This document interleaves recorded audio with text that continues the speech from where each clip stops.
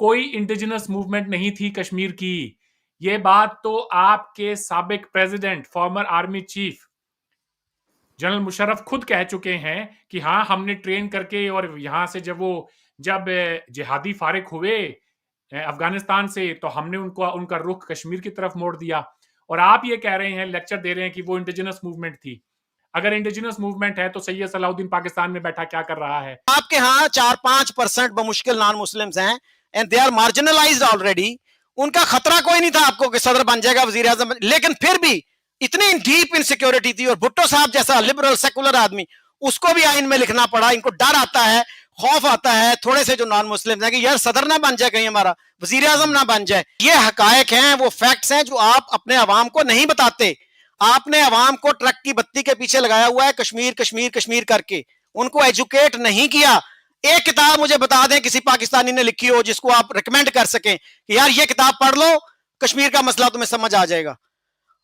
हमारे बच्चे रैंक्स लेकर आते हैं ग्लोबल यूनिवर्सिटीज में। हमारे बच्चे आगे चल के एक्सेल करते हैं। आपके बच्चे कहां हैं? क्यों नहीं एक्सेल कर रहे? क्यों नहीं कंपीट कर रहे हमारे बच्चों के साथ में? कुछ तो आपके पास जो 600 अरब डॉलर जो है ना वो भुड़क रहे हैं, तो आपका दिमाग जिसने खराब कर दिया है। आपको मैं एक बात बताऊं, 6 मेजर सिटीज आपके, 6 मेजर सिटीज जो हैं, अगर हम आज न्यूक्लियर टारगेट पे रख लें तो आपके जो इन्वेस्टर्स हैं ना वो भाग जाएंगे वहां से। आपका सारा कैपिटल फ्लाइट हो जाएगा। हमारा क्या है? और यार इधर तो इतनी गुर्बत है भाई, हमारे पास तो बिजली के बिल देने के लिए पैसे नहीं है, लोग खुदकुशियां कर रहे हैं। जब तक ये कश्मीर का मसला हल नहीं होगा, याद रखें ये मामला ऐसे ही चलते रहेंगे। हम अपनी रियासत का एहतसाब करते हैं, हम अपनी फौज का भी एहतसाब करते हैं, हम अपने पॉलिटिशियंस को बहुत बुरा भला कहते हैं। ठीक है, ये हम करते रहेंगे, हम बाहर भागने वाले नहीं हैं। 2016 में सार्क का समिट होना था इस्लामाबाद में, याद होगा आपको अच्छे से। और उसमें क्या हुआ, हमारे एक मिलिट्री कंपाउंड पे अटैक करके दहशतगर्दों ने 19 जवानों को मारा, 30 के करीब को जख्मी किया। उसके बाद मोदी साहब ने कहा कि हम नहीं आते इसके अंदर। उससे पहले आप ये देखें कि 2008 में जब हम डायलॉग में इतना आगे चले गए, हमारे ताल्लुकात इतने ज्यादा नॉर्मलाइज हो गए, कश्मीर को लेके हर चीज के ऊपर हमारे अंदर एक सहमति बनी, तो दहशतगर्दों ने हमारे फाइनेंशियल सेंटर को, मुंबई को हिट किया कि यार खुद तो कमा नहीं सकते हैं, ना कोई काबिलियत है, ना कुछ पढ़ाया है सिवाय जहाद के। चलो यार, सामने वाला कोई अच्छी कमाई कर रहा है, 8 to 9% इनकी जीडीपी ग्रो कर रही है, बर्दाश्त नहीं हो रहा था आपके यहाँ पे दहशतगर्द तंजीमों से ये।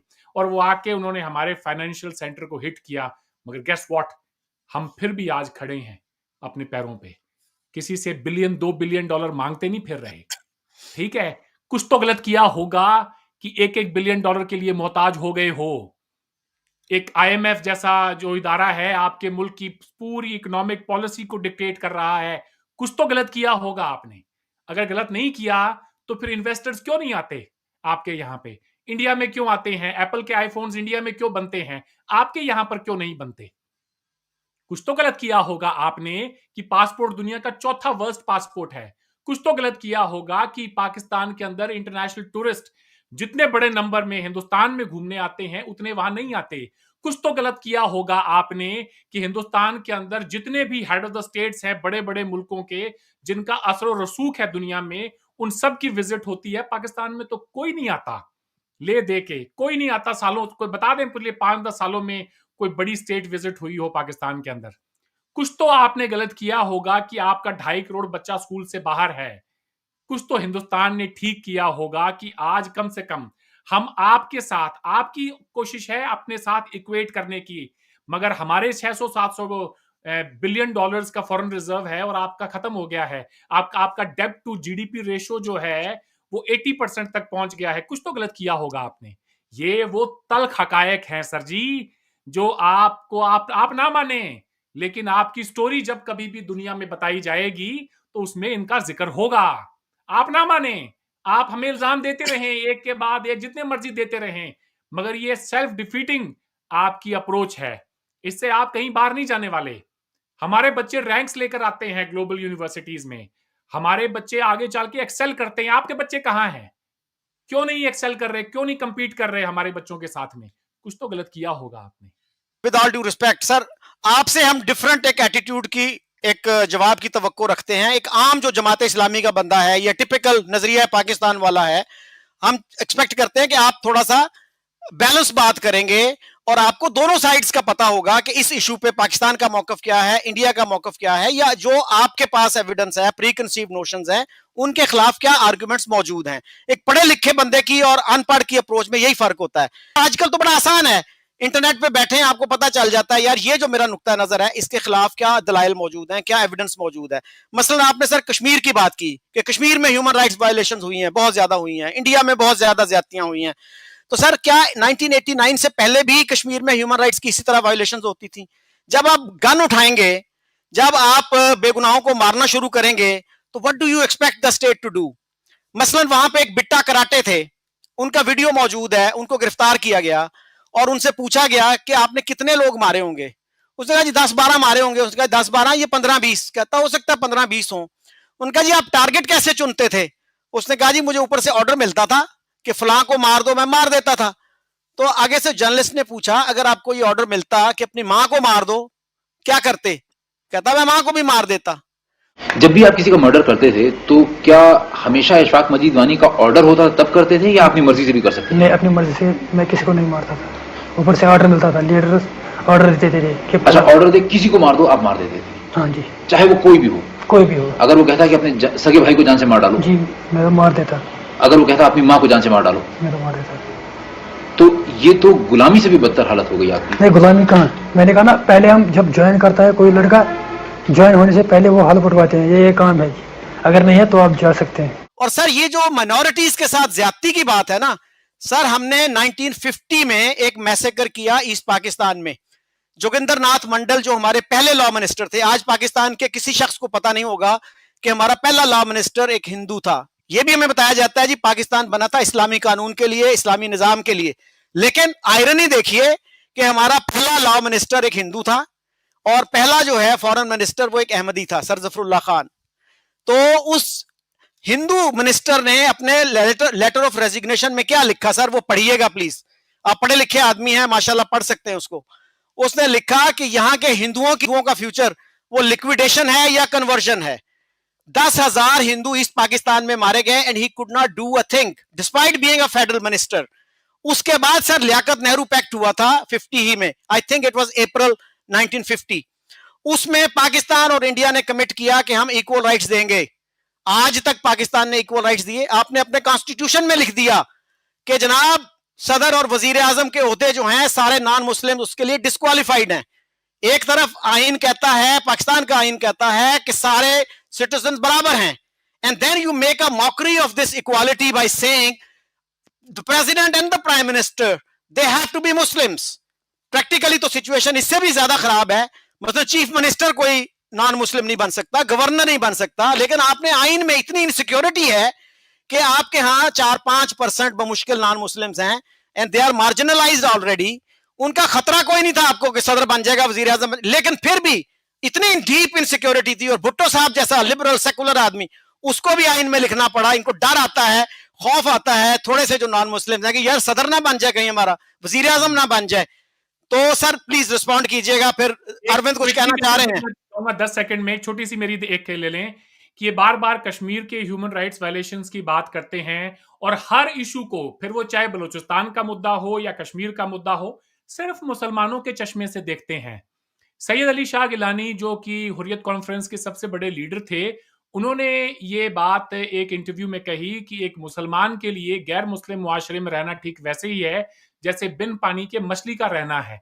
तो भट्ट साहब, पाकिस्तान के कम से कम 1 करोड़ ओवरसीज पाकिस्तानीज हैं जो इसी पानी को छोड़ के और अंग्रेज के मुआशरे में जाके बैठे हैं, इस्लामिक मुआशरे में नहीं बैठा कोई जाके। कश्मीर में सबसे पहले जिहाद किया गया आपकी तरफ से, फौज उसके बाद आई है। ये नहीं हुआ कि पहले फौज आई है और उसके बाद जिहाद हुआ है। तो पहले अपनी भी थोड़ा सा देख लिया करें कि आपने क्या गंद डाला है वहां जाके।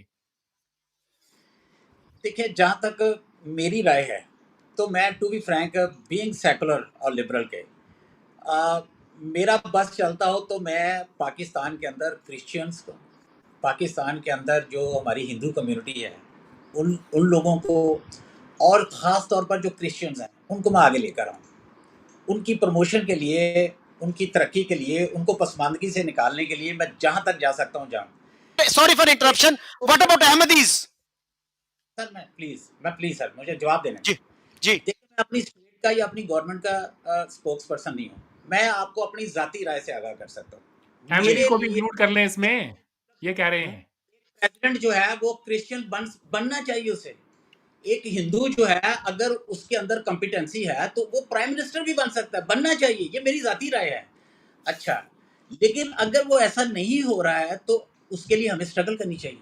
हमें इन माइनॉरिटीज के राइट्स के लिए आगे आना चाहिए, जो कि हम आ रहे हैं, हम लिखते हैं, हम अपनी गवर्नमेंट्स को रियलाइज करवाने की पूरी कोशिश करते हैं। अब आते हैं कश्मीर की तरफ। देखिए, बात यह है कि 71 के अंदर जो दुनिया की तारीख की जो सबसे बड़ा टेररिज्म था वो इंडिया ने किया मशरकी पाकिस्तान के अंदर।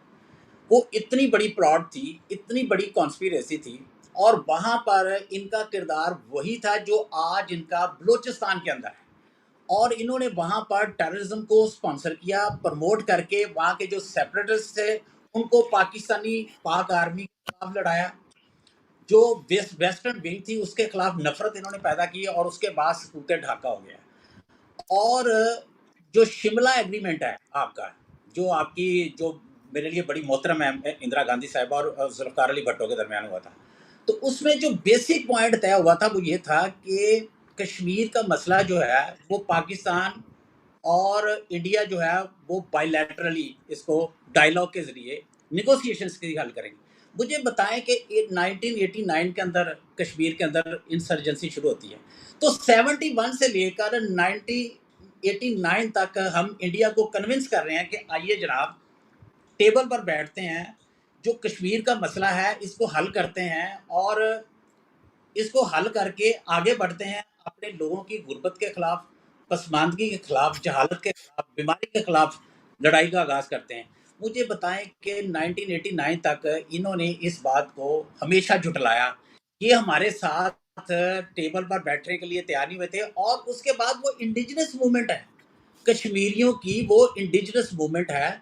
मैं ज़ाती तौर पर अगर मुझसे पूछे ना, अगर कश्मीरियों की उस इंडिजिनस मूवमेंट को बाहर से स्पॉन्सरशिप हो रही है, से फर्ज कर लें, सपोज कर लें कि पाकिस्तान से वहाँ यहाँ से जहादी तंजीमें हम वहाँ भेजेंगे, तो वो उस उनकी वो मूवमेंट की फेवर में नहीं जाती हैं, ये उनकी मूवमेंट के खिलाफ जाती हैं, उनकी मूवमेंट बदनाम होगी। अगर मुझसे पूछें तो मैं बिल्कुल कश्मीरियों को ये मशवरा नहीं दूंगा कि वो इंडिया के खिलाफ जो अपनी लेजिटिमेट स्ट्रगल है उसमें हेल्प लें बाहर से, जो जहादी या टेररिस्ट ऑर्गेनाइजेशन या आउटफिट्स हैं उनको बुलाकर। उनकी इंडिजिनस मूवमेंट है, उन्होंने बहुत कुर्बानियाँ दी हैं, 1.5 लाख से ऊपर यार शहीद हो चुके हैं बेचारे, उनकी बेशुमार औरतों के साथ रेप हुआ है। उनकी आज उधर जाकर देख लें, इनसे पूछ लें, इन्होंने आज भी सारा लॉकडाउन किया हुआ है, उनका इंटरनेट बंद है, उनकी कम्युनिकेशन सारी बंद की हुई है। और वहाँ पर जो उनके नौजवान है बेचारे, उनको देखो इन्होंने अंधा कर दिया है, पैलेट गन्नों का इस्तेमाल करके अंधा नहीं किया इन्होंने, और उनको अपाहज करके इन्होंने छोड़ दिया है। तो उस उसको उसको हल करने का तरीकाकार ये नहीं है कि आप फॉल्स फ्लैग ऑपरेशन, जब तक आप हमें कोई एविडेंस नहीं देते क्रेडिबल, वो फॉल्स फ्लैग ऑपरेशन इंडिया के अंदर करवाएं, 10 मिनट के अंदर पाकिस्तान के ऊपर इल्ज़ाम लगाएं, और उसके बाद खुद से ज्यूरी और जज बनकर फैसला करें, और पाकिस्तान के ऊपर जो है वो आप अटैक कर दें। जंग किसी मसले का हल नहीं है भाईजान, जंग किसी मसले का हल नहीं है। दोनों न्यूक्लियर पावर्स हैं, सोच लें, समझ लें इसको अच्छी तरीके से। दोनों न्यूक्लियर पावर्स हैं, न्यूक्लियर पावर्स के दरमियान जो जो ठीक है जो जी, मैं कन्फ्रंटेशन आपको है रिस्पॉन्ड वो कर दूं जो जी है जी अच्छा, वो इसका इन्होंने वो बात जी आपने बैठकर ही ठीक है सर, अब मेरे ख्याल से आपका पॉइंट आ गया है। जंग किसी मसले का हल नहीं है, हम न्यूक्लियर पावर हैं, उसके बावजूद 65 में जंग किसने शुरू की? आपने। 71 में जंग किसने शुरू की? आपने। कारगिल किसने किया? आपने। दहशतगर्दी के 1000 वाकयात किसने किए? आपने। और अब आप लेक्चर भी अमन का देंगे आप बैठ के, हैं? आप ऐसा है कि 71 के ऊपर तो बताएंगे, चौधरी साहब आपको जवाब देंगे। बेहतर है कि कोई पाकिस्तानी खुद ही इसका जवाब दे। मगर मैं सिर्फ आपसे इतना कहूंगा कि आप बार बार ये कह देते हैं कि जी कश्मीर पे बड़ा जुल्म है, कश्मीर में ये है वो है।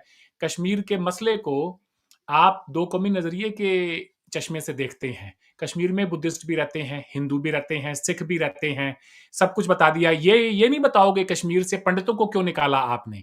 उनका क्या कसूर था? वो तो एक मार्जिनल कम्युनिटी थे, लेस देन 5%। उनका क्या कसूर था? उनको क्यों निकाला? सिर्फ उनके मजहब की बुनियाद पे। आप ये समझते थे कि हिंदुस्तान की आंख और कान है, इनको पहले यहां से निकालो, हमें होना चाहिए। आपके जितने नेशनलिस्ट हैं वो तो सारे बाहर के मुल्कों में बैठे हैं, इंडिया के बड़े से बड़े सेपरेटिस्ट भी हैं, वो कश्मीर की मिट्टी में जाके दफन हुए हैं, कोई बाहर नहीं भागा, कोई बाहर नहीं भागा इस तरह से।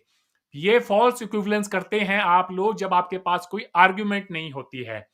कश्मीर का मुद्दा जो है सिर्फ आप इस्लाम के चश्मे से देखते हैं, और फिर चाहे बलूचिस्तान का इशू हो उसको भी सिर्फ हमारे मुसलमान भाई हैं, हमारे मुसलमान भाई हैं, लेकिन मैं सेकुलर हूं, लिबरल हूं। आप सेकुलर लिबरल हो तो मुसलमान मुसलमान करना छोड़ें सर। आप ये बात करें कि हाँ भाई वहां पे इशू क्या है, वहां पे इस्लामिक सेपरेटिज्म का इशू है जम्मू कश्मीर में, कोई इशू नहीं है वहां पे।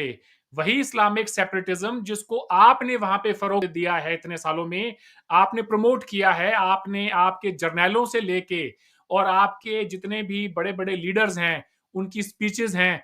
वक्त थोड़ा सा कम है, वरना मैं चौधरी साहब को जरूर वो वीडियो भेजूंगा, और उनसे मेरी गुजारिश है कि क्रेडिट दे के बेनजीर भुट्टो साहिबा की जो स्पीच है मुजफ्फराबाद में जो उन्होंने दी है, जिस तरह से वो उकसा रही थी कश्मीर के लोगों को, वो जरा देख लें। कश्मीर के बहादुर अवाम मौत से नहीं डरते हैं क्योंकि वो मुसलमान हैं। कश्मीरियों के रगों में मुजाहिद और गाजियों का खून है। कश्मीर के अवाम के रगों में मुजाहिदों का खून है, क्योंकि कश्मीर के अवाम वारिस है रसूल पाक सल्लल्लाहु अलैहि वसल्लम के वारिस है। वो वारिस है तो हजरत अली और हजरत उमर के वारिस है, और कश्मीर के बहादुर खवातीन वारिस है तो बीबी खदीजा, बीबी आयशा और बीबी फातिमा के वारिस है। वो लड़ना भी जानते हैं और वो जीना भी जानते हैं, और अगर वो जिएंगे तो वो इज्जत के साथ जिएंगे, अपने हक को लेकर के। कभी कश्मीर के लिए, कभी किसी के लिए, कभी किसी के लिए लड़ना, मारना, मरना, ये आपकी तारीख रही है और कुछ नहीं है इसके, आपके तारीख में से और कुछ भी नहीं है। आप अरबों में से इस्लाम निकाल दें तो बचेंगे अरब, तुर्कों में से इस्लाम निकाल देंगे तो बचेंगे तुर्क, ईरानियंस में से इस्लाम निकाल देंगे तो बचेंगे पर्शियंस, पाकिस्तानियों में से इस्लाम निकाल देंगे तो क्या बचेगा? कुछ नहीं बचेगा।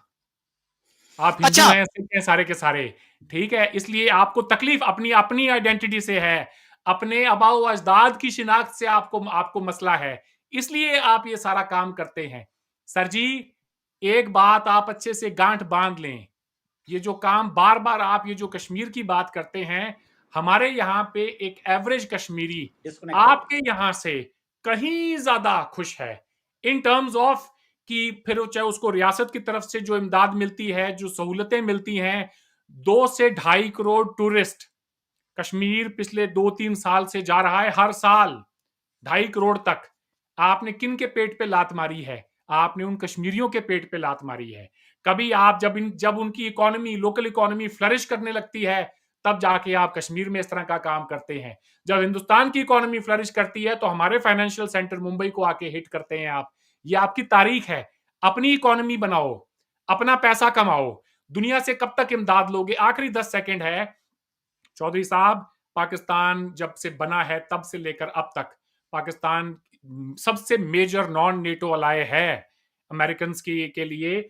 आपके फॉरेन सेक्रेटरी लेवल के, आप यहां तक कि जिन्ना साहब के अगर आप खतूत देखें जो यूएस सेक्रेटरी ऑफ स्टेट के नाम से, आपने तो पहले दिन ही मुल्क को उनके हवाले कर दिया था। आपकी सारी ग्रोथ जो थी वो इन्फ्लेटेड थी। 60s और 70s में हमारे बड़े, जब मेरे को जो पाकिस्तान आए हुए, वो बताते थे कि ऐसी ऐसी रेडियो ट्रांजिस्टर्स और ऐसी ऐसी चीजें पाकिस्तान में, गाड़ियां मिलती है, हम सोच भी नहीं सकते थे। हम अपने इंस्टीट्यूशंस को बिल्ड कर रहे थे उस वक्त, जब आप दुनिया के बोरो किए हुए पैसे से आप ये काम कर रहे थे। जब जो पैसा देता है ना, फिर वो डर्टी काम भी करवाता है। उसने 2 दहाई आपको मौज कराई, तीसरी दिहाई में 70s आते आते कहा अब करो जिहाद वहां जाके। फिर जो पैसा ले लेता है ना, उसके पास कोई चारा भी नहीं रहता, उसको फिर ये काम करना पड़ता है जो आपने किया है। आज तक उसका आप जो जो उसके नतायज हैं उनको भुगत रहे हैं। आप कहते हैं कि आप सेकुलर माइंडेड आदमी हैं, लिबरल आदमी हैं, लेकिन आपके आर्गुमेंट्स जो है ना, विद ऑल ड्यू रिस्पेक्ट, वही हैं जो हम जमाते इस्लामी के लोगों से सुनते हैं। तो आपने जैसे कहा कि ईस्ट पाकिस्तान में दुनिया का सबसे बड़ा टेररिज्म हुआ, तो सर मुझे ये बताइए कि कितनी इंटरनेशनल ऑर्गेनाइजेशंस ने, कितने मुल्कों ने उसको टेररिज्म डिक्लेयर किया? अगर इंडिया ने टेररिज्म किया, गलत मुल्क बनवा दिया, तो भाई फिर शामिल हो जाओ दोबारा पाकिस्तान में। It was the worst example of terrorism according to you. इतना बड़ा टेररिज्म हुआ और हमने बंगालियों के साथ इंडिया ने किया। तो सर हबीब जालिब वो भी लिबरल आदमी थे, उन्होंने क्यों कहा मोहब्बत गोलियों से बो रहे हो, वतन का चेहरा खून से धो रहे हो, गुमा तुमको कि रास्ता कट रहा है, यकीन मुझको कि मंजिल खो रहे हो। सर आप लिबरल्स के साथ खड़े हैं या जमाते इस्लामी के साथ खड़े हैं, ये मुझे जरा हैरत होती है। दूसरा आपने फरमाया कि जी हम कोशिश कर रहे हैं, स्ट्रगल कर रहे हैं कि एक क्रिश्चियन के भी राइट्स वही हों, हिंदू के भी राइट्स वही हों, अहमदियों का नाम भी जरा ले लीजिएगा उसमें। तो सर हमने तो अहमदियों को, जिनको जिन्ना साहब ने पहला फॉरेन मिनिस्टर बनाया एक अहमदी को, और उसकी तारीफ करते हुए इंडिया की लेजिस्लेचर जो सेंट्रल लेजिस्लेचर थी उसमें कहा ये मेरा बेटा है और ये मुसलमान है। ठीक है जी, आज हम किसी से बात करें तो वो कहते हैं जी ये तो बड़ी ब्लेस्फेमस बात कर रहे हैं। दुनिया का देखिए the worst blasphemy law in the world is in Pakistan. आप कहते हैं जी हम कोशिश कर रहे हैं, सर उस कोशिश का नतीजा क्या निकला? क्या आज आपके लोग जो हैं उस कोशिश का अगर नतीजा निकलता तो कितने साल हो गए 73 के आइन को, अब तक वो आइन बदला जा चुका होता। तो सर ये स्ट्रगल जो है ना ऐसे ही लिप सर्विस है कि हम कर रहे हैं जी, आर्टिकल लिख दिया था मैंने, उसका नतीजा भी तो देखिए ना। वो कहते हैं ना the proof of the pudding lies in the eating. और ईस्ट पाकिस्तान पे सर हमने एक डिटेल डिस्कशन की थी अभी पिछले दिनों, वो मैं आपको भेज दूंगा। बलोचिस्तान पे भी डिटेल डिस्कशन थी, वो मैं आपको भेज दूंगा। वी शुड नॉट री इन्वेंट द व्हील। और दूसरा सर जो कश्मीर की आप बात कर रहे हैं ना, कश्मीर के सोल्यूशन की, उस पर भी हम अलग से भी एक शो रख सकते हैं। और मैं आपसे जानना चाहता हूं कि पाकिस्तान में सर कश्मीर पे सबसे अच्छी किताब कौन सी लिखी गई है कि पता चले कि पाकिस्तानियों की सीरियसनेस क्या है कश्मीर के इशू से। एजी नूरानी एक इंडियन स्कॉलर थे, मुंबई में रहते थे, and he was an eminent authority on the Kashmir issue. उनकी किताब है द कश्मीर डिस्प्यूट, जो 2014 में कराची में ऑक्सफोर्ड यूनिवर्सिटी प्रेस ने पब्लिश की। उसमें सर उन्होंने लिखा है कि जिन्ना साहब को नवंबर 47 में ऑफर की गई कि हम तीनों स्टेट्स में प्लेबिसिट करवा देते हैं, हैदराबाद, दक्कन, जूनागढ़ और कश्मीर। जिन्ना साहब ने इनकार कर दिया। उसके बाद भी सर जो सरदार शौकत हयात ने लिखा अपनी किताब में, हाँ मुझे ये पता चला कि इंडिया की तरफ से ऑफर आई है कि आप हैदराबाद, दक्कन से दस्तबरदार हो जाएं, कश्मीर ले लें। तो मैं लियाकत अली खान के पास गया और मैंने कहा सर ये बड़ी अच्छी ऑफर है, कश्मीर में हमारी कैंपेन ठीक नहीं जा रही। मुझे लियाकत अली खान कहते हैं शौकत तुम मुझे पागल समझते हो, मैं हैदराबाद, दक्कन जैसी बड़ी रियासत छोड़ के कश्मीर की चंद पहाड़ियां ले लूं? वो कहते हैं मैं इतना फ्रस्ट्रेट हुआ इस बात से, मैंने फौरन चेयरमैनशिप जो थी मेरे पास कश्मीर कमेटी की, मैंने उससे रिजाइन कर दिया। और दूसरा सर, जूनागढ़ की एक्सेशन आपने किस लॉजिक के तहत कबूल की? जूनागढ़ की एक्सेशन, आज आपका मौकफ क्या है कश्मीर पे कि जी कंटिगुअस है, मुस्लिम मेजॉरिटी है, ये हमारा है। जूनागढ़ ना कंटिगुअस था ना मुस्लिम मेजॉरिटी थी, आपने उसकी एक्सेशन कबूल की। इंडिया ने जब प्रोटेस्ट किया तो आपने कहा कि हर रूलर को यह हक है कि वो जिसके साथ चाहे चला जाए। उस पे सर एम्बेसडर शाहिद अमीन ने लिखा, उन्होंने किताब लिखी है जो ऑक्सफोर्ड यूनिवर्सिटी प्रेस ने शाये की कराची में। उन्होंने लिखा कि Pakistan showed poor judgement in accepting Junagadh accession, it eroded Pakistan case on Kashmir. तो सर ये हकायक हैं, वो फैक्ट्स हैं जो आप अपने अवाम को नहीं बताते। आपने अवाम को ट्रक की बत्ती के पीछे लगाया हुआ है, कश्मीर कश्मीर कश्मीर करके, उनको एजुकेट नहीं किया। एक किताब मुझे बता दें किसी पाकिस्तानी ने लिखी हो जिसको आप रिकमेंड कर सकें कि यार ये किताब पढ़ लो, कश्मीर का मसला तुम्हें समझ आ जाएगा। और सर जी प्लीज। देखिए बात यह है कि आप हमारे दोस्त यहाँ बैठे हुए हैं, मैं उनकी बड़ी रिस्पेक्ट करता हूँ। मैं जड़ावाला से बिलोंग करता हूँ, आपके में। और जड़ावाला में आपको याद होगा कि पिछले साल एक बहुत बड़ा वाक़या हुआ था क्रिश्चियन कम्युनिटी के हवाले से। तो कुछ ब्लास्फेमी का एलिगेशन था और उसके बाद जो मॉब था वो बाहर आया और उन्होंने आके तो जो रिलीजियस जो उनके चर्चेस थे और उनकी रेजिडेंसेस थी उनको आग लगा दी। दोपहर तक इतना खौफ और आस इस शहर के अंदर फैला हुआ था। मैं घर आया, मैंने उसको सारा विजिट किया और मुझे बहुत ज़्यादा दुख हुआ, मतलब आई वॉज क्राइंग। मैं घर आया और मैंने सोशल मीडिया का खोला तो उस पर भी कोई पोस्ट इस हवाले से नहीं थी, सिर्फ लोग ये शेयर कर रहे थे कि यहाँ पे इन्होंने ये ज़्यादती की है, क्रिश्चियंस ने ब्लास्फेमी की है, तो हम उसको, मुसलमानों का जज्बा जो है वो डिमांड करता है कि हम ये सारा रिएक्ट करें। आपको पता है मैंने उस पर पोस्ट लिखी थी और जब मैंने पोस्ट लिखी उसको कंडेम किया। जो मॉब था, जो इंतज़ामिया थी, उनको कहा कि ये आप ज़्यादती कर रहे हैं, पाकिस्तान के साथ ज़्यादती कर रहे हैं, आप इस मज़हब के साथ ज़्यादती कर रहे हैं, हमारा मज़हब जो है वो इन चीज़ों की तालीम नहीं देता है, ठीक है। तो ये सारे का सारा जो है ये आपके ऊपर मलबा गिरेगा आके, आप इसको। मौलवी तो देता है, मजहब नहीं देता।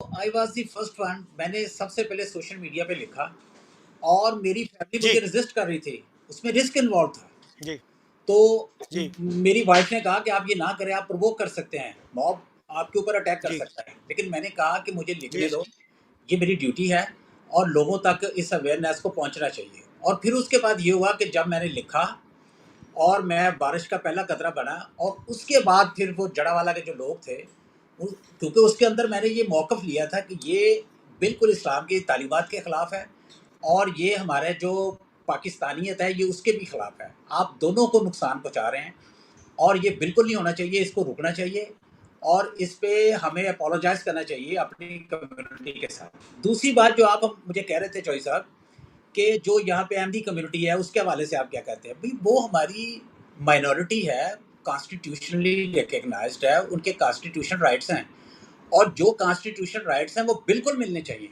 उसमें किसी तरह का, बिल्कुल मैं ज़ाती तौर पर समझता हूँ, जो उनके आईनी हकूक़ हैं, वो उन्हें मिलने चाहिए और उनकी परसिक्यूशन अगर किसी जगह पे हो रही है, वो बिल्कुल नहीं होनी चाहिए। जो जो एक माइनॉरिटी के राइट्स होने चाहिए या हो सकते हैं कॉन्स्टिट्यूशनली, तो उनकी इम्प्लीमेंटेशन जो है वो बिल्कुल होनी चाहिए। दूसरा ये है कि इंडिया हमारा एक नेबर है, हम भी उसके नेबर हैं। अब नेबर चेंज नहीं हो सकते हैं।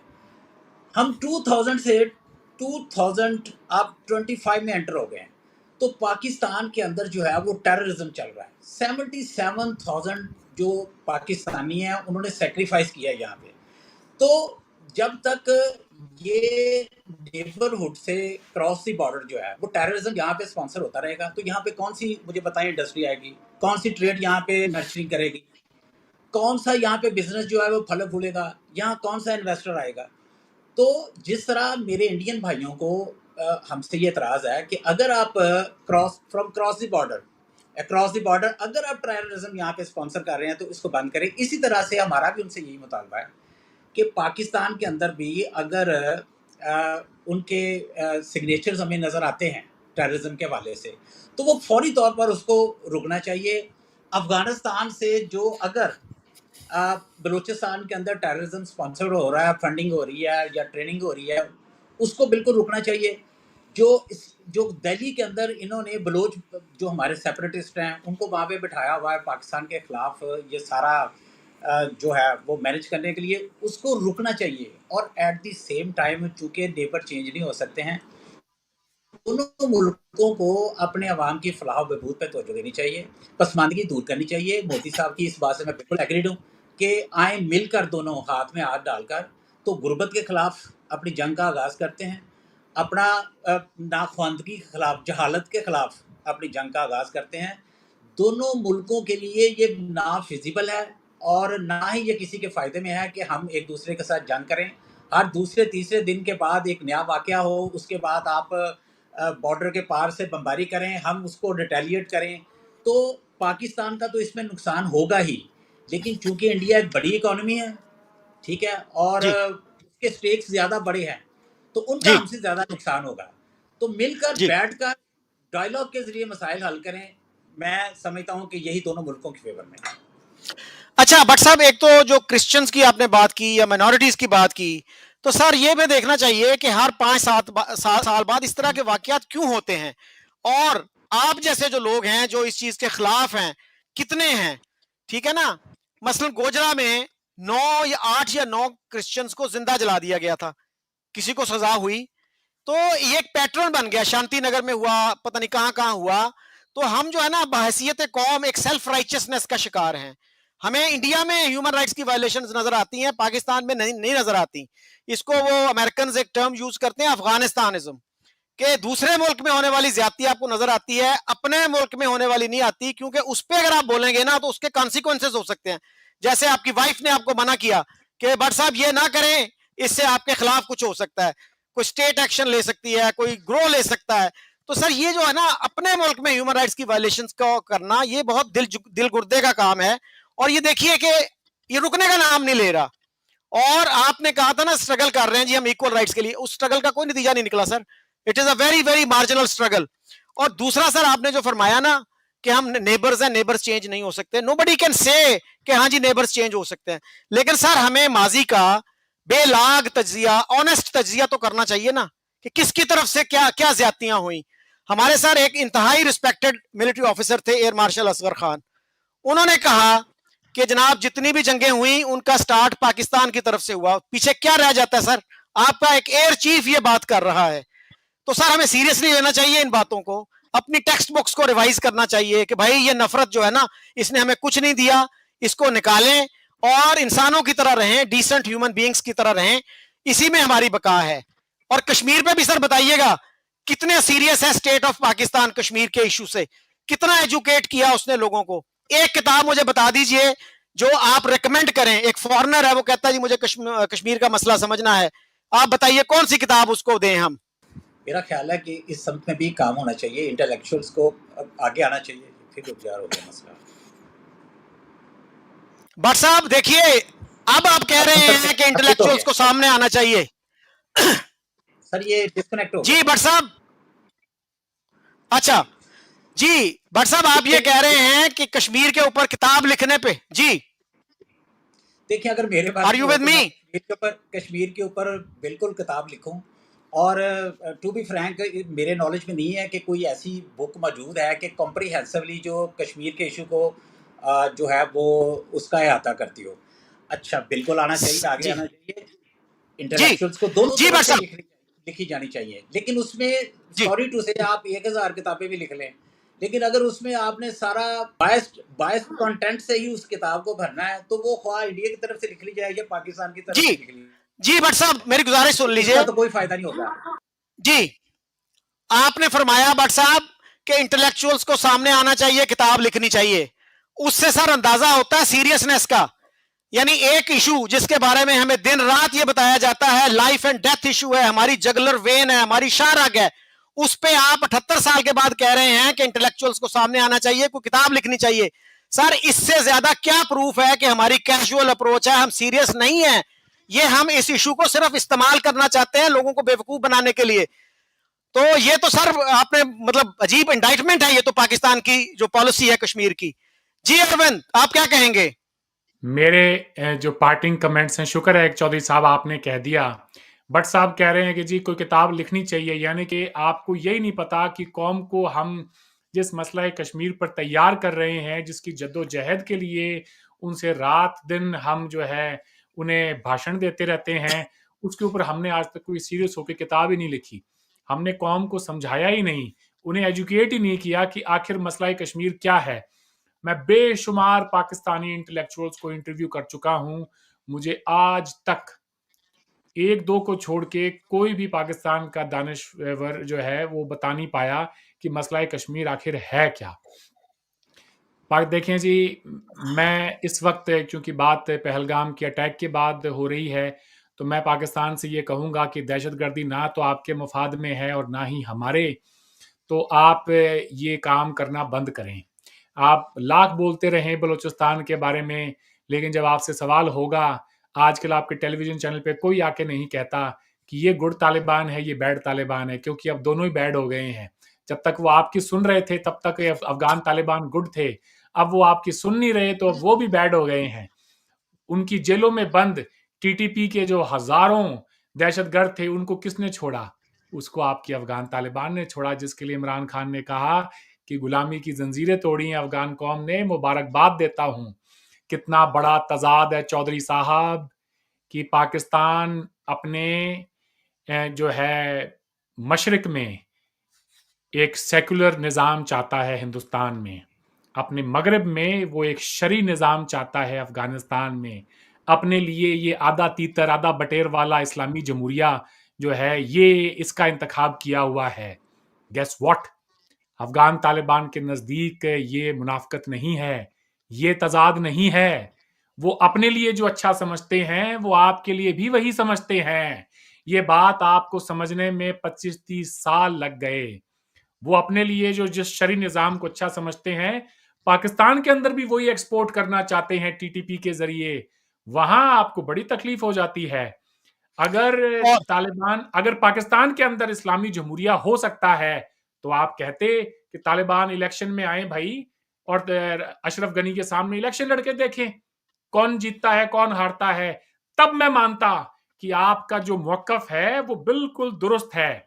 अपने लिए इस्लामी जमहूरिया, उनके लिए शरी हुकूमत। अब वो लाना चाहते हैं, आपके यहाँ शरी हुकूमत तो चीखें निकल गई हैं। मसला है ये, आपको किसी ने सच होके किसी ने बताया नहीं। इन्होंने जड़ावाला की बात की तो कितने मौलवियों के ऊपर फिर एफआईआर होके उनको सजाएं हुई हैं, आज तक एक के ऊपर भी नहीं।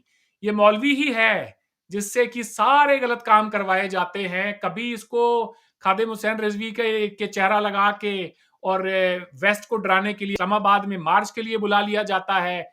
कभी इसी शरिया कोर्ट से, आई रिमेंबर लेट 1980s में भी, अर्ली 90s में 1989-90 की बात, और मे बी 91, उन्हीं 2-3 सालों की बात है। मैं थोड़ा सा, हो सकता है प्लीज मेरी आप इसमें करेक्शन करें।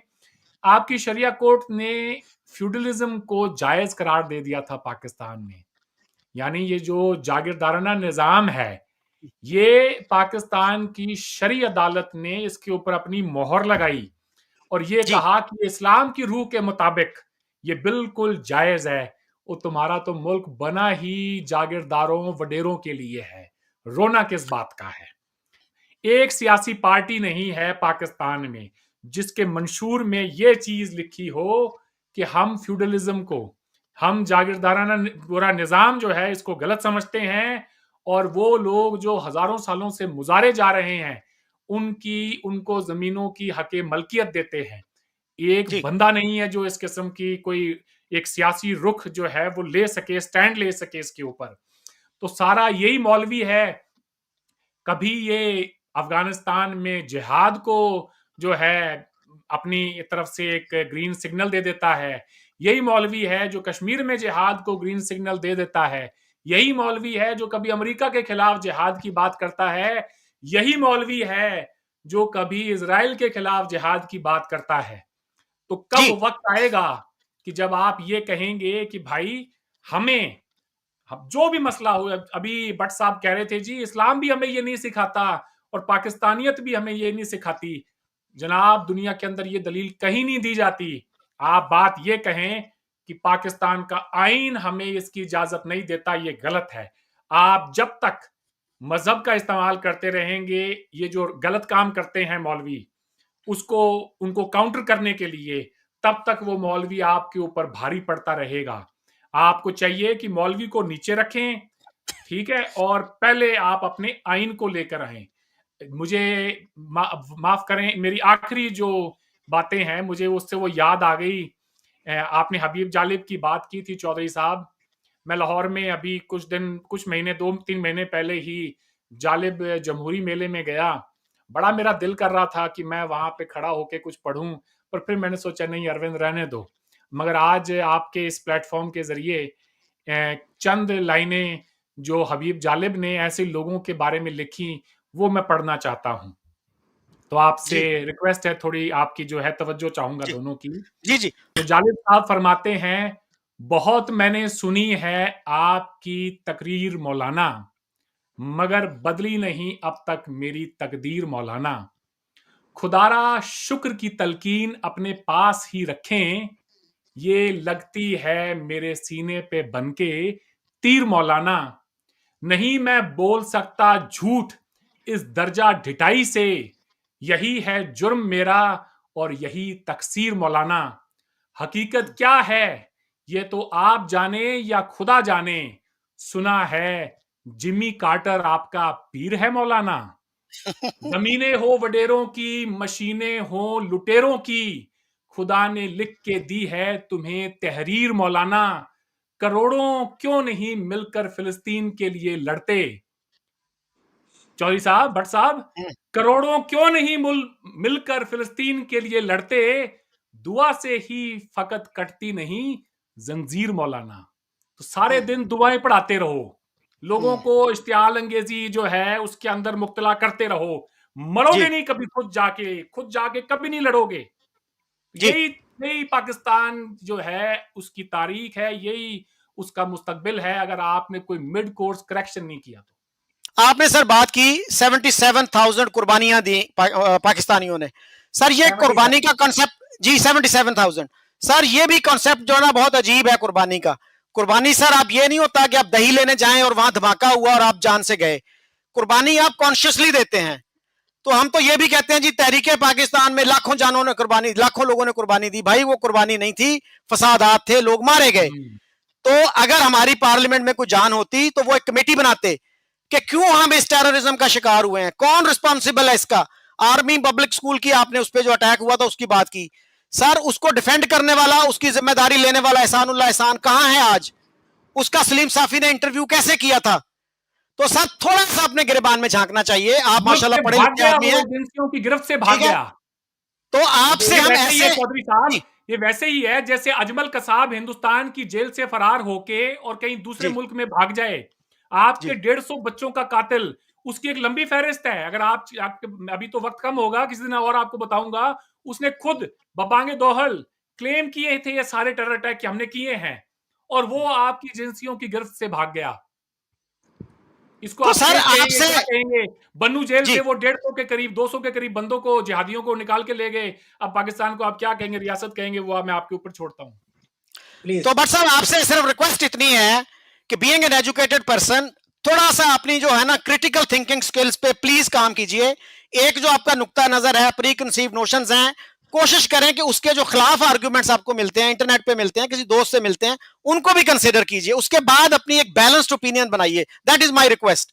प्लीज कंक्लूडिंग थोड़ा मुझे थॉट्स। कंक्लूड कर लेने दीजिए प्लीज। Ji please. एक तो वो बुक के हवाले से, वो जिस कॉन्टेक्स्ट में मैंने बात की कि अगर ऐसा कंटेंट मौजूद नहीं है तो दोनों तरफ से इंटेलेक्चुअल्स को आगे आना चाहिए। लेकिन अगर वो प्रेजुडिस और बायस से ही पढ़ना है तो फिर बेहतर ये है कि उसके ऊपर कुछ भी ना लिखा जाए। दूसरा, जो मेरे दोस्त ने कहा कि कितने लोगों को यहाँ पे सजा हुई, कितने लोग पकड़े, जो जड़ावाला मॉब वायलेंस था उसमें 300 के करीब लोगों के खिलाफ कार्रवाई हुई थी, और अभी तक लोग प्रिजन्स में हैं, अभी तक लोग प्रिजन्स में हैं और उनकी जमानतें नहीं हो रही।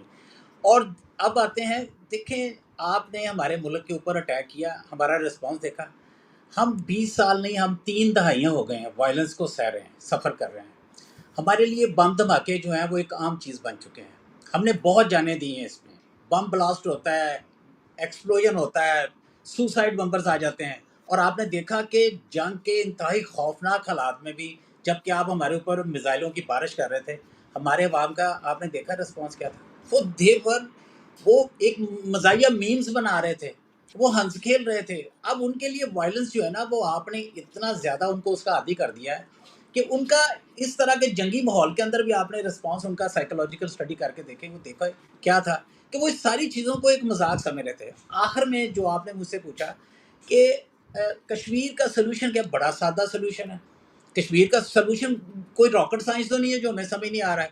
भाई यूनाइटेड नेशन सिक्योरिटी काउंसिल की करारदादें इसके ऊपर मौजूद हैं। प्लेबिसाइट करवाएं, कश्मीरियों से पूछें कि वो इंडिपेंडेंट रहना चाहते हैं, इंडिया के साथ रहना चाहते हैं, पाकिस्तान के साथ रहना चाहते हैं, और वहाँ पे प्लेबिसाइट करवा लें, इलेक्शन करवा लें, और जो कश्मीरी उसमें अपनी राय दें, अपना फैसला दें, दोनों मुल्कों को तस्लीम कर लेना चाहिए। इसमें कौन सी ऐसी बड़ी मुश्किल बात है? जी भट्ट साहब आपने एक तो किताब की बात की कि जी बायस से ना भरें उसको। सर मैंने कब कहा कि बायस से भरें? मैं तो क्वेश्चन कर रहा हूं सीरियसनेस को, कि आपके लिए कश्मीर एक लाइफ एंड डेथ इशू है। दिन रात में बताया जाता है कि जी ये जगलर वेन है हमारी। सीरियसनेस का आलम यह है कि 78 साल में एक किताब नहीं लिखी गई जो आप रिकमेंड कर सकें। बायस से भरने की कोई बात नहीं कर रहा। इंडियंस किताब लिखे ना लिखें, पाकिस्तान को तो लिखनी चाहिए ना। जब आप इतना इशू बना के इसको पेश करते हैं कि जी हमारा गुजारा नहीं, हमारा तो जगलर वेन है। दूसरा सर आप कह रहे हैं कि जी जड़ावाला में अभी तक केस चल रहे हैं। सर गोजरा में 9 लोगों को जो मारा गया था जिंदा, वो तो सारे बरी हो गए। और ये सर एक जगह का मसला नहीं है, कितने अहमदी मारे गए। अभी सरगोदा में एक डॉक्टर को मारा गया कि ही वाज अहमदी। और किसी अहमदी से प्लीज बात कीजिएगा कि कितना इंसाफ मिलता है उनको और कितनी ज्यादतियां उनके साथ हो रही हैं।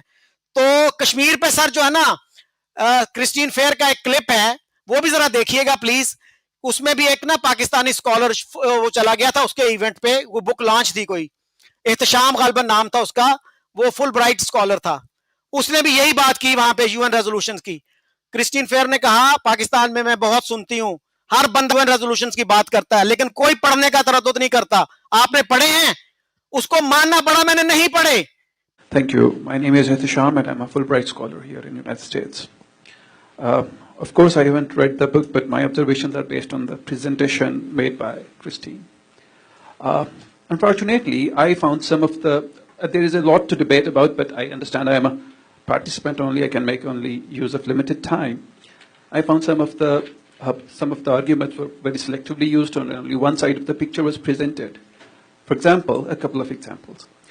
You said Kashmir, Pakistan has no legal basis on Kashmir. I don't understand what sort of legal basis should we have. You have mentioned about the UN resolution. You have mentioned that India went to Security Council, and Security Council said that let the Kashmiris decide. Let us have a plebiscite there. So that's a legal basis. Go and ask the Kashmiris with whom they want to go. All right, so you need to read my book, because every single thing that you just said is fictional. Let's first begin with the UN Security Council Resolution 48. Sir, have you read it? Have you read? No. Okay, so the first thing I'm going to encourage you to do is go on to the UN Security Council's website and read that fabulous resolution that every Pakistani points to, but which not a single one has read. I also then want you to take the actual version from the UN Security Council, and then I want you to compare that to the claims made by Pakistan's permanent representation to the UN. And you're going to understand your confusion, sir.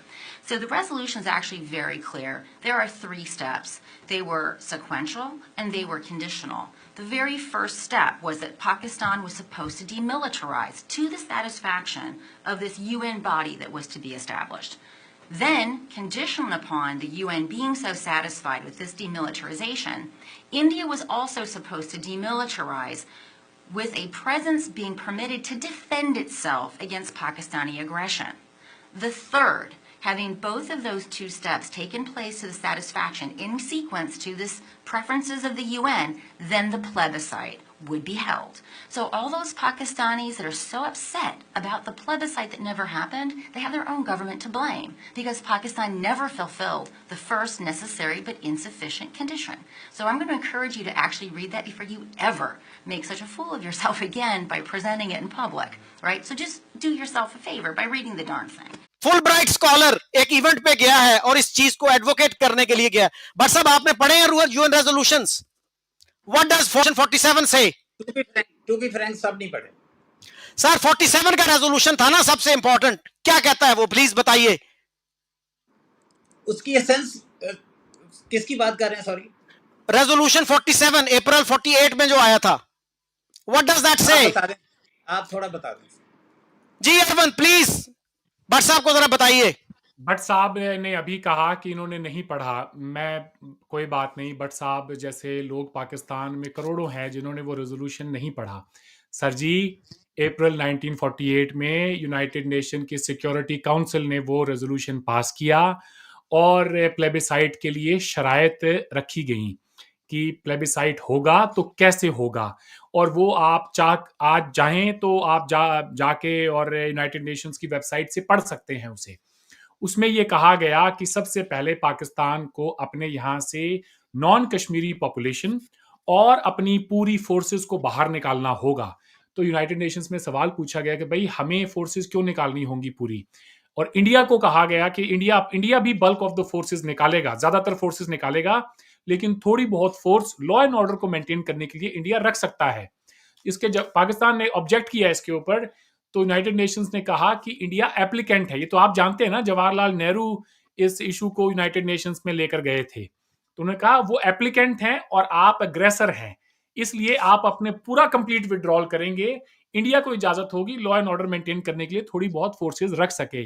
उसके बाद subsequently ये पहले 2 steps जब आप पूरे कर लेंगे, उसके बाद फिर वहां पे इंटरनेशनल जो भी ऑब्जर्वर्स हैं उनके क्या कहते हैं, उनकी निगरानी में सीज फायर होगा। तो पाकिस्तान ने वो शराइत मानने से बाद में इनकार कर दिया कि हम नहीं निकालते। जब आप नौमन तेल होगा ना राधा नाचेगी, तो जब आपने you missed the bus on Kashmir on that day. उसके बाद एक लंबी लिस्ट है यूनाइटेड नेशंस के रेजोल्यूशंस की, उसमें आपको बार बार ये याद कराया गया कि आप ये करें, आप ये करें। पाकिस्तान ने जब ये बात ही मानने से इनकार कर दिया। उसके बाद 65 में पाकिस्तान ने कश्मीर के ऊपर जंग कर ली।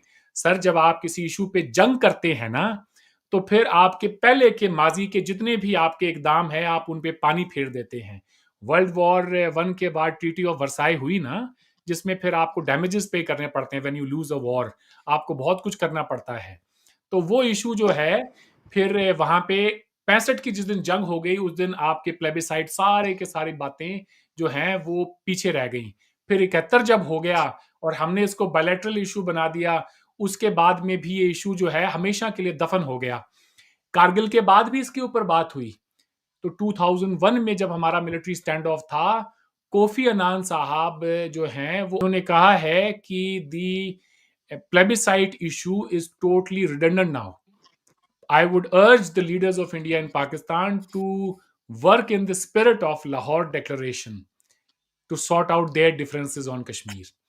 तो सर जी ये आपको यूनाइटेड नेशंस में कोफी अन्नान साहब की जो स्टेटमेंट है ये भी मिल जाएगी।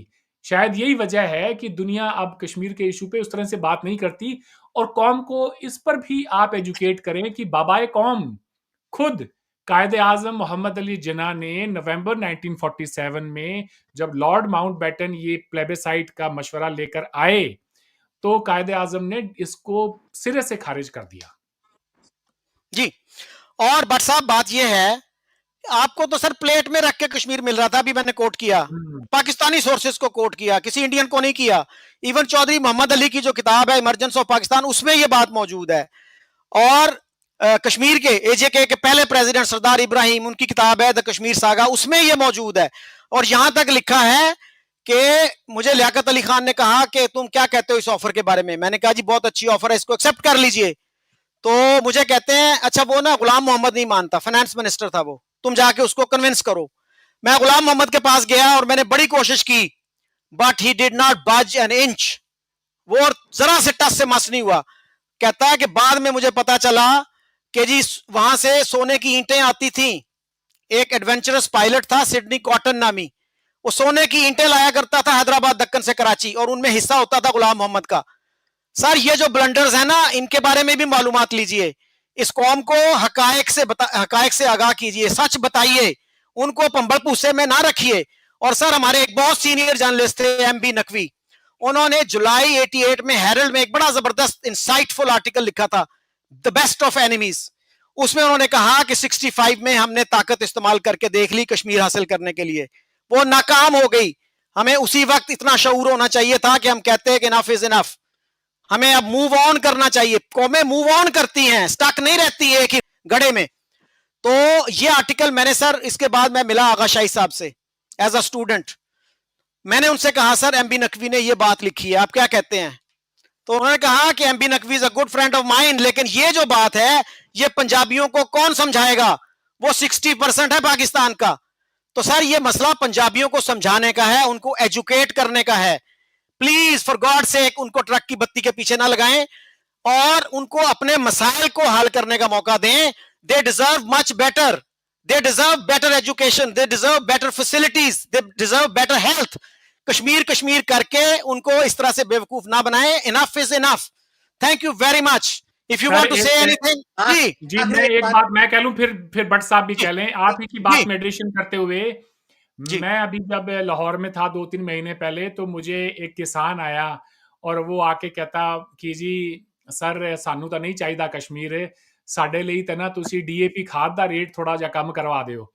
तो मैंने पूछ लिया, मैंने कहा भी क्या रेट है डीएपी का ना, तो कहता वो कहता जी कि सर जी साडे ਇੱਥੇ ਤਾਂ 14,000 ਦੀ ਹੋਈ ਪਈ ਹੈ डीएपी, ਤੇ ਹਿੰਦੁਸਤਾਨ ਦੇ ਅੰਦਰ 1350 ਦਾ ਬੈਗ ਮਿਲਦਾ ਹੈ। ਸਾਡਾ ਤਾਂ खेती करना बड़ा ही औखा हो गया हुण इत्थे। तो गल ये है समझने वाली सर कि आप उस किसान का सोचें, वो सोचें जो 14,000 रुपए की डीएपी 1 किले में अगर वो डालेगा, उसमें 2-3 बैग तो कम से कम चाहिए। उसकी फसल गंदम की फिर क्या होगी। और इस वजह से मैंने ऑल अक्रॉस जब मैं मोटरवे से जा रहा था, तो इस बार गंदम की बुआई कम हुई है पाकिस्तान में, जितनी होनी चाहिए उतनी नहीं हुई है।